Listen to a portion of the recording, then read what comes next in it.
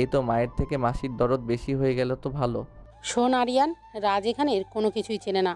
তুমি যেহেতু ফিরে আসো সেহেতু তুমি রাজকে কোম্পানিতে কি যে বলো না তুমি মা, সে কথা আর বলতে হবে না। আমাদের ভাইয়াদের মাঝে তোমাদের না আসলেও চলবে, আমাদের কাহিনী আমরা বুঝে নিব। তারপর রাতে আরিয়ান ভাবে রাজ তো দেশের কিছু চেনে না, রাজকে আমাদের দেশটা ঘুরে দেখানোর দরকার আছে। যা ভাবা সেই কাজ। সোজা সব বন্ধুদের বাড়িতে কল করে সে তাদের সাথে আলাপ আলোচনা করে ঘুরতে যাবার প্ল্যানিং করে। সকালে আরিয়ান বাড়ির সবাইকে বলে, আমরা সব বন্ধুরা মিলে ভেবেছি রাজকে দেশ ঘুরে দেখানো দরকার, তাই আমরা সবাই একসাথে পাহাড় দেখতে যাব। আরিয়ানের বাবা বলে, ঠিক আছে, আমরা সবাই একসাথে যাব। তোমার ছোট, তোমাদের একা এইভাবে ছেড়ে দিতে পারি না। বাবা, আমি রফিক চাচাকে সাথে নিয়ে যাব, সে থাকবে তো আমাদের সাথে? আচ্ছা, তোমার আগে যাবে, কিন্তু আমরাও তোমাদের সাথে যাব। তোমাদের মতো এনজয় করবা, আর আমরা আমাদের মতো করে, কিন্তু তবুও পরিবার সাথে যাবে। আরিয়ান আর কোনো অমত করে না। পরিবারের সাথে থাকা ভালো তো, গেট টুগেদার হয়ে যাবে। পরের দিন সকালবেলা আরিয়ান, আয়াত, রাজ ও তার সব বন্ধুরা একসাথে রফিক চাচার গাড়িতে রওনা দেয়। সবাই পুরো রাস্তা অনেক হাসি মজা হই হুল্লোড় করতে করতে আসে। তারা তাদের নির্দিষ্ট স্থানে অবশেষে পৌঁছে যায়। আরিয়ানের বাবা সবার এখানে থাকার জন্য একটা হোটেল বুকিং দেয়, তাই সবাই সেখানে পৌঁছে যে যার রুমের চাবি নিয়ে চলে যায়। সেদিন আর কেউ কোথাও ঘোরাঘুরি করতে যায় না। সবাই খুব ক্লান্ত থাকার জন্য তাড়াতাড়ি ঘুমিয়ে পড়ে। পরদিন সকালে সব ছেলেরা একসাথে পাহাড় ঘুরে দেখতে বের হয়। তারা অনেক ঘোরাঘুরি করে পাহাড়ে একটা সুন্দর জায়গা ঠিক করে। এখানে যতদিন থাকবে সবাই মিলে আড্ডা এখানে দেবে। কিন্তু সে পাহাড়ে বেড়াতে যাওয়া আরিয়ানের কাল হয়ে দাঁড়াবে। সবাই প্রতিদিন নিয়ম করে পাহাড়ে এক স্থানে বসে আড্ডা, গান, ফাজলামি করে। আরিয়ান নিজের গিটার হাতে গান শুরু করে দেয়। দেখ ভাই, আশেপাশে সব মেয়েরা আমাদের রাজের গান শুনতে কিভাবে জমাট বেঁধেছে। আরিয়ান, তোর কপাল সত্যি খুব ভালো। স্কুলের মেয়েদের মেলা, এখানেও মেয়েদের মেলা ভাবা যায়। মেয়েদের মেলা মানে কি আসাদ? বুঝলাম না কথাটার মানে। আরে রাজ, তুমি তো জানো না, আমাদের রাজ স্কুলের মেয়েদের একমাত্র ক্রাশ। যে কোনো মেয়ে রাজকে দেখে ফিদা। ওর জন্য কোনো মেয়ে আমাদের দিকে চোখ তুলে তাকায়ও না। আবার এখানে এসে দেখো, সব মেয়েরা রাজের প্রতি কিভাবে আকৃষ্ট হচ্ছে। বাহ, তাহলে তো ভালো। রাজের অনেক জিএফ, তাই না আসাদ? সে আর এক ইতিহাস রাজবাবু। কেন মেয়েদেরকে পাত্তা দেয় না? তার মনের মতো মেয়ে ঠিক করা আছে, তেমন মেয়ে না হলে জীবনে সে বিয়েও করবে না। তাহলে তো ভালো। রাজের প্রতি আকৃষ্ট হওয়া মেয়েদের সাথে আমি না হয় রোম্যান্স করব। কি বলো আরিয়ান? রাজের যা কিছু সব কিছু তো আমারও। একদম না, তারা আমাকে পছন্দ করতে পারে, তার জন্য যে তাদের মন নিয়ে খেলতে হবে এমন কাজ তুমি ভুলেও করতে যাবে না। আমি সব মেয়েদের অনুভূতিকে সম্মান করি। আমাদের বিদেশে কিন্তু এমন না। 18 বছর বয়স হয়ে গেলে তুমি তোমার মতো যা খুশি করতে পারো। থাক, এটা তোমার বিদেশ না, এটা আমাদের বাংলাদেশ। আর আমাদের শিক্ষা সংস্কৃতি আমাদের এমন শিক্ষা দেয় না। তুমি কোন দেশে আছো তা মনে রাখলে খুশি হব। এর কয়েকদিন পরে আবার হঠাৎ পাহাড়ে আসে। আশেপাশে অনেক মেয়ে দেখে রাজ এসে সবার সামনে বললে, আরে আরিয়ান, তোমার পেছনে যে মেয়েদের লম্বা লাইন, ব্যাপারটা কি? কেমন মেয়েকে জীবনসঙ্গী হিসেবে চাও তুমি? আরে এখনই তো এত ছোট বয়সে এসব নিয়ে আমি ভাবি না, তবে যার সময় হবে সে ঠিক চলে আসবে। আরে তারপরও তো, তুমি তো আর রাজ, আমিও রাজ। তোমার সব কিছু তো আমারই, তাই না? তুমি আমার ভাইয়ের সাথে একই নাম, আমার আর তোমার মাঝে কি কোনো ফারাক আছে বলো? তাহলে বলো, তোমার কেমন মেয়ে পছন্দ? তোমার সম্পর্কে আমার জানতে বড় ইচ্ছে হয়। দুজন মানুষের নাম এক, কিন্তু চিন্তাধারা একদম আলাদা। আচ্ছা তাহলে বলছি, আমার এমন মেয়ে পছন্দ যে মেয়ে গরিব কি বড়লোক তাকে দেখে বোঝা যাবে না। সে থাকবে একদম সাধারণ মেয়ের মতো। সে সবসময় চঞ্চল স্বভাবের হবে, অন্যায়ের প্রতিবাদ সবসময় করবে। তার জন্য তাকে সবাই যদি ভুলও বুঝে সে কেয়ার করবে না, সত্যির সাথে সবসময় থাকবে, তাকে তো আমার চাই। এরপর আমার গান শোনার জন্য সেখানে অনেক পাহাড়ি মেয়েরা আসতো। রাজ দেখতাম সেসব মেয়েদের সাথে বেশ ভাব জমিয়ে আড্ডা দিত। তাতে আমার কি? ও দেখতাম মেয়েদের শরীরে হাত পর্যন্ত দিয়ে তাদের স্পর্শ করত। আরিয়ানের কেন জানি রাজের এসব দেখে ভালো লাগতো না। তাই সে তার বাবার কাছে গিয়ে বলে, বাবা, আমার এখান থেকে যেতে চাই। তোমাদের এত তাড়াতাড়ি ঘোরাঘুরি করে সব দেখা হয়ে গেছে? ঠিক তা নয়, কিন্তু আমার আর এখানে ভালো লাগছে না, বাড়িতে যেতে চাই। বাড়িকে খুব মিস করছি। আচ্ছা, আমার আর 2 দিন থেকে চলে যাব। এখন যাও, তোমরা এনজয় করো। আরিয়ান বাবা মার রুম থেকে বের হয়ে সোজা নিজের রুমে চলে যায়। এদিকে রাজ আরিয়ানের সব কথা বাইরে দাঁড়িয়ে থেকে শুনে নেয় আর মনে মনে বলে, আমার যা করার খুব তাড়াতাড়ি করতে হবে। পরের দিন সকাল থেকে খুব বৃষ্টি হচ্ছিল। আরিয়ান তার বন্ধুদের সাথে সারাদিন আড্ডা দেওয়াতে ব্যস্ত ছিল। বৃষ্টির জন্য কেউ সেদিন পাহাড়ে যেতে পারেনি। কিন্তু একটু পর কি মনে করে নিজের রুমে এসে রেস্ট করি। তারপর সবাই আবার একসাথে রাজের রুমের দিকে যায়, কারণ রাজ সারাদিন আমাদের সাথে আড্ডা দিতে আসে নাই। রাজের রুমে গিয়ে দেখি ও ভেজা অবস্থা, খারাপ গায়ে কাদা লেগে আছে। দেশে যদি কাদামাটি একটু না মাখতে পারি তাহলে বিদেশে গিয়ে সবাইকে কি বলবো? তাই বলে এমন করে কাদা জলে মাখামাখি ব্যাপারটা একটু অন্যরকম লাগছে না বলো? আরে ধুর, তোমরা যাও, আমি ফ্রেশ হয়ে আসছি। তারপর সবাই যে যার রুমে চলে যায়। আরিয়ানের সেদিনের বৃষ্টিটা কেন জানি বিষাদ মনে হচ্ছিল। একটু পর হোটেলে কিছু পুলিশ এসে হাজির হয়। কোনো এক মেয়ে রাজের নামে রেফের চেষ্টা করার জন্য বিচার দিয়েছে, তাই তারা রাজকে ধরে নিয়ে যেতে আসে।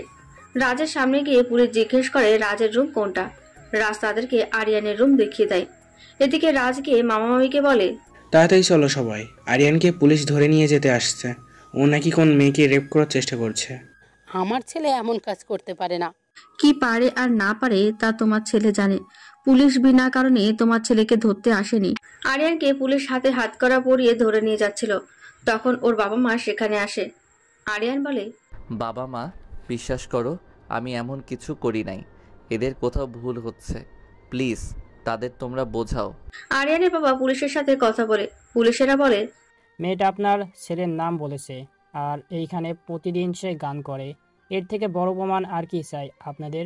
আসলে আপনাদের মতো বড় লোকদের ছেলেরা কখনো মানুষের মতো মানুষ হতে পারে না। নিজের সম্মান নষ্ট করতে চাইলে আমাদের কাজে বাধা দিবেন না।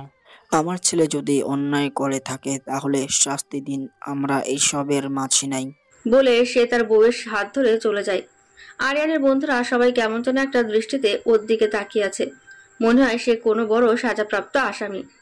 আরিয়ানকে নিয়ে যাওয়ার সময় আরিয়ান বারবার চিৎকার করে বলে, বাবা মা প্লিজ, তোমার তো আমাকে বিশ্বাস করে আমি এমন না। তোমরা বিশ্বাস না করলে কে করবে বলো?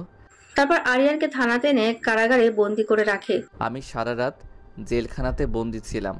সবাই আমাকে হাজার কথা বলেছে, আমার চরিত্র খারাপ, আমি ভালো না।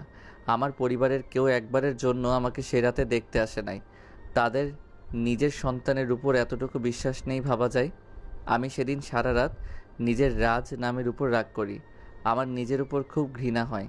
তারা একবারও আমার কাছে আসার প্রয়োজন মনে করছে না। আমার উপর এইটুকু বিশ্বাস নেই তাদের। সেদিন রাতে আয়াত এসে আরিয়ানের হাত ধরে বলে, জানি ভাইয়া তুমি এমন কাজ করতে পারো না, সবাই তোমাকে ভুল বলছে। আমি জানি সব ঠিক হয়ে যাবে, তুমি শুধু আল্লাহর উপর বিশ্বাস রাখো। আয়াত চলে যাবার পর আরিয়ান সেদিন রাতে খুব কান্না করে। একটা ভুল আমার জীবনটা নষ্ট করে দিচ্ছে। কেন আমি এখানে আসতে গেছিলাম আল্লাহ জানে।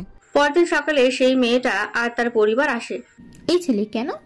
ওই ছেলেটা ইনি না, যে ছেলের চুল সোজা আর চুলে রং করা আছে। আরিয়ানের আর বুঝতে বাকি থাকে না ছেলেটা রাজ। তারপর থানা থেকে আমাকে নিতে বাবা মা আর ফুপি আসে। আমাকে মাফ করে দিস বাবা, আমরা বুঝতে পারি নাই। তোকে দেখতে আসলেই আমাদের মান সম্মান নিয়ে টানাটানি হতো, তাই আসতে পারি নাই। আমি আগেই জানতাম যে আমার আরিয়ান এমন কাজ করতেই পারে না। তোমরা তো আসলে না, ছেলেটাকে শুধু শুধু একটা রাত জেগে রাখলে। আরিয়ান সেদিন চুপ ছিল, কিচ্ছু বলেনি, শুধু একটা কথাই বলে, ছেলের থেকে তোমাদের মান সম্মানের মূল্য বেশি। তারপর হোটেলে এসে রাজকে আরিয়ান খুব ধোলাই করে, কারণ ওর চুলে কালার করা আর একদম সোজা। তারপর আরিয়ান তাদের সবাইকে সবকিছু বলে। আরিয়ানের বাবা মা রাজ আর কি বা বলবে, নিজের ছেলের সাথে তো অন্যায় করেছে। পরের দিন রাজ ঢাকায় এনে আবার বাইরে পাঠিয়ে দেয়। রাজের কৃতকর্মের শাস্তি হিসাবে তখন ফুপু ওকে বলে, তোমার ছেলে এক রাত জেলে থাকছে, সে দাগ মেটাতেই তোমার ছেলেরও বাইরে যাওয়া উচিত। শুধু শাস্তি রাজ একা পাবে কেন? আমার ছেলে ছোট মানুষ, সে ভুল করতেই পারে। সেদিন আরিয়ানের বাবা মা প্রতিবাদ করে না। ফুপুর কথা মতো আরিয়ানকে তারা বাইরে পাঠিয়ে দেয়। ভুল করেছে একজন আর শাস্তি পায় আরিয়ান। সেদিন বাড়ি থেকে যাবার সময় রাজ নামটাকে কবর দিয়ে শুধু আরিয়ান চৌধুরী হয়ে যায়। যে নাম মনে পড়লে আমার জেলখানা, বাবা মার অবিশ্বাস, সবার দূরে সরে যাবার কথা মনে পড়ে। যে নাম আমাকে এখনো কষ্ট দেয়, সে নাম কেন আমি মনে রাখবো? এটাই আমার অতীতের থেকে বেশি খারাপ আর কি হতে পারে বলো? যার পরিবার ভরসা করে না, যেখানে অবিশ্বাস থাকে, সেখানে মানুষ কি করে ভালো থাকে? ভুল করবে একজন, শাস্তি পাবে অন্য কেউ। এরপর সেই হাসি খুশি রাজ মারা যায়। 10 বছর নিজের পরিবারের কাছ থেকে দূরে থেকেছি। ছোট প্রাণপ্রিয় ভাইয়াটার 10 বছর কোনো আবদার রাখতে পারি নাই। আসলে কার ভাগ্যে কী আছে কেউ জানে না। সেদিনের রাজ আজকের আরিয়ান। আবারও সেই রাজ আমার জীবনটা বিষাক্ত করে দিবে, তা আমি কিভাবে মেনে নিতে পারি তুমিই বলো। এরপর অনু আরিয়ানকে জড়িয়ে ধরে কান্নাকাটি করতে থাকে। হঠাৎ আরিয়ান খেয়াল করে অনু জ্ঞান হারিয়ে ফেলেছে।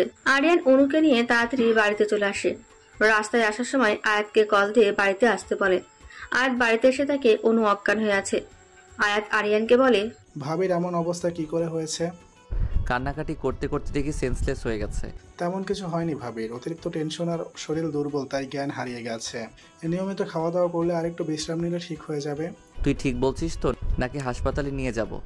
আমার ডাক্তারে নিয়ে তোরা তো সন্দেহ, তাহলে আমাকে কেন দেখতে বলিস তুই? আসলে হয়েছে কি, ঘরে ডাক্তার থাকতে কি জন্য টাকা খরচ করে বাহিরে দেখাতে যাব তাই। আয়াত উঠে একটু পানি অনুর মুখে ওপর ছিটিয়ে দেয়, তাতে অনুর জ্ঞান ফিরে আসে। আরিয়ান অনুর পাশে বসে বলে, এখন কেমন লাগছে তোমার? যদি খারাপ লাগে তাহলে ডাক্তারের কাছে নিয়ে যাব। আরে না, এমনি কিছুদিন আপনার জন্য আজ আর টেনশন করে আমার বিপি লো করে ফেলছি। এই একটু কাহিনী বলতে শালার বর আমাকে কতদিন অ্যাভয়েড করছেন, ভুলি নাই আমি। ঝগড়া করবা ঠিক আছে, রুমে গিয়ে করো। এখানে যে আমি আছি সে কথা ভুলে যাও কেন? যখন দেখছো আমরা দুজন এখানে আছি, তুমি কেন দাঁড়িয়ে আছো তামাশা দেখতে? ভাই, ভাবিকে কিছু খাবার এনে খাওয়ায়, তার মাথা ঠিক কর, আমি আসছি। আরিয়ান তাড়াতাড়ি কিছু খাবার নিয়ে জোর করে অনুকে খাইয়ে দেয়। তারপর রুমে নিয়ে গিয়ে বলে, এবার তোমার যত ইচ্ছা ঝগড়া করো, সমস্যা নাই। অনু উঠে আরিয়ানের চুল ধরে জোরে টানতে থাকে আর বলতে থাকে, শয়তান কুত্তা বিড়াল উগান্ডার জামাই, ওই রাজের জন্য আমাকে এভাবে অ্যাভয়েড করতে কে বলছিল? আমি কি তোমাকে ভালোবাসি না, নাকি আমার উপর একটু বিশ্বাস ছিল না? আরিয়ান অনুকে নিজের বুকে জড়িয়ে ধরে বলে, তোমার উপর নিজের থেকে বেশি বিশ্বাস ছিল, কিন্তু নিজের এসব কথা বলার মতো সাহস ছিল না।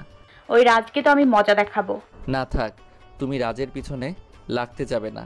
অতীত 10 বছর আগে পার করে চলে আসছি, তাই তুমি আর কিছু করবা না। আচ্ছা, কিছু করব না। তারপর দুজন একসাথে বারান্দাতে যায়। আরিয়ান ইজি চেয়ারে বসে অনুকে কোলের ওপর বসিয়ে রাখে। অনু আরিয়ানের বুকের ওপর মাথা রেখে দুজন একসাথে জ্যোৎস্না বিলাস করছে। অনু আরিয়ানকে বলে, আচ্ছা, আমি কি তোমার মনের মতো সেই মেয়ে হতে পারছি যার জন্য তুমি এত মেয়েকে অ্যাভয়েড করছো? তুমি একদম আমার কল্পনার মেয়েটার মতো।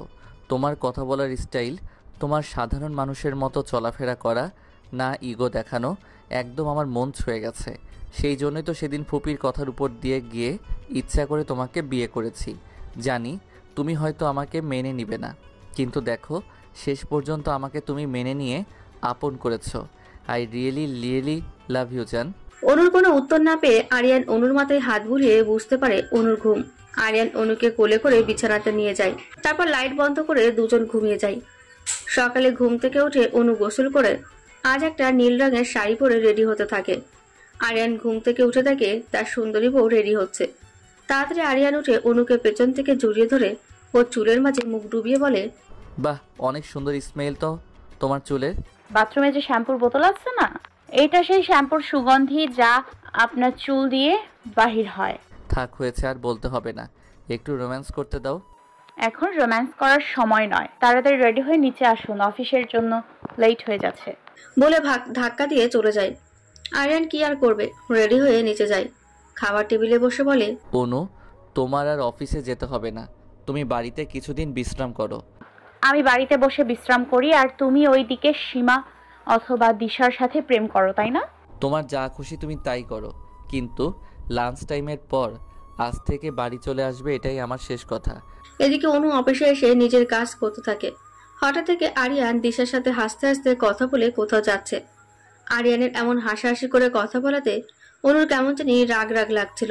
অনু সোজা উঠে গিয়ে আরিয়ানের হাত ধরে গরুর মতো টানতে টানতে কেবিনে নিয়ে যায়। তারপর দরজা বন্ধ করে দেয়। তা দেখে আরিয়ান বলে, তোমার কি মাথা খারাপ হয়ে গেছে? এমন আজব ব্যবহার করছো কেন? বাহিরে এসব কি ছিল? কি ছিল মানে কি?